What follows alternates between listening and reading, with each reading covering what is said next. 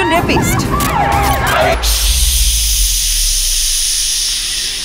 Hello বন্ধুরা, কি অবস্থা, কেমন আছেন সবাই? তো যাই হোক, ফাইনালি মুক্তি পেয়েছে কিছুদিন আগে upcoming Bangladeshi romantic action thriller film teaser Borbaad. This is my first Bangladeshi teaser review. এই টিজারটি দেখার পর মনে হলো না ভাই, হক বানতা হে রিভিউ কে লিয়ে। তো চলুন দেখা যাক কেমন হয়েছে এই সিনেমাটির টিজার। শাকিব খানকে সুপারস্টার মেগা স্টার বাংলাদেশের কিং খান যাই বলেন না কেন, সবকিছুই কম পড়ে যাবে তার অ্যাক্টিং পারফরমেন্স কোয়ালিটির দিক থেকে। আর এখন তো ইন্ডিয়ান বাংলা সিনেমাতেও বহুদূর এগিয়ে গেছে তার লুকস অ্যাক্টিং স্কিল দিয়ে। এই সিনেমায় শাকিব খান, মিশা সওদাগর, ইদিকা পাল, যিশু সেনগুপ্ত স্টারার নিউ মুভি এটি। শাকিব খান আর ইদিকা পাল দ্বিতীয়বারের মতো কোলাবোরেট হতে যাচ্ছেন এই সিনেমার মাধ্যমে। এর আগে তাদের দুজনকে একসাথে দেখা গেছে প্রিয়তমা সিনেমার মধ্যে।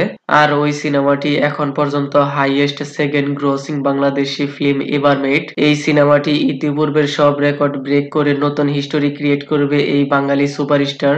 যেহেতু এই সিনেমাটি অ্যাকশন থ্রিলার জনরা হওয়ার পরও রোমান্টিক বলা হয়েছে, মনে হয় সিনেমার মধ্যে আচ্ছা কাছা লাভ স্টোরি দেখতে পাওয়া যাবে। আর এই লাভ অ্যাঙ্গেলের কারণে সে সবকিছুই বরবাদ করে দিতে পারবে এমনটাই বলা হয়েছে। টিজারে স্টোরির কথা বললে, কোটিপতি বাপের বিগ্রহী অওলাদ হবে শাকিব খান। সে ড্রাগস এডিক্টেড, নানা ধরনের নেশায় আসক্ত থাকবে, আর তার জন্য তার ফ্যামিলির মান সম্মানে আঘাত হানবে। এবং কি টিজারে সেইখানে তাকে রেপিস্টও বলা হয়েছে। মনে হয় এই রেপিস্টের কারণে অন্য কোনো কাহিনী লুকিয়ে আছে, যার জন্য সারা মিডিয়া তোলপাড় হয়ে যাবে। মনে হয় না হিরোর রুলে থেকে এইরকম ন্যারো নেগেটিভ কাজ করবে।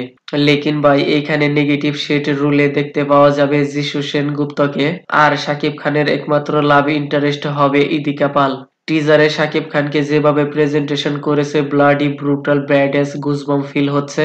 আর প্রত্যেকবার শাকিব খানের লুকস গর্জিয়াস অ্যাঙ্গার ম্যাডনেস দেখা যাচ্ছে, যা সালমান খানের সিকান্দার টিজারে দেখতে পাওয়া যায়নি। সেইখানে তার লুকস প্রত্যেকবার সেম দেখা গেছে। এত সবকিছু দেখে নিঃসন্দেহে it's called classic mastermind teaser cut. টিজারে ব্রুটাল সিন দেখতে পাওয়া যাচ্ছে, মনে হয় মার্কো সিনেমাকেও হার মানিয়ে দিবে। আর এই সিন তো আরো ভয়ঙ্কর রণবীর কাপুরের এনিমাল সিনেমার মতো মনে হচ্ছে। আর এর কারণ হলো অমিত আম্বেকার, এই সিনেমার মেকআপ আর্টিস্ট। এর আগে তিনি এনিমাল সিনেমায় কাজ করেছেন। তো যাই হোক, সামনে এর ট্রেলার দেখতে পাওয়া যাবে। মোস্ট এক্সপেন্সিভ সিনেমার বাজেট 18 কারোর।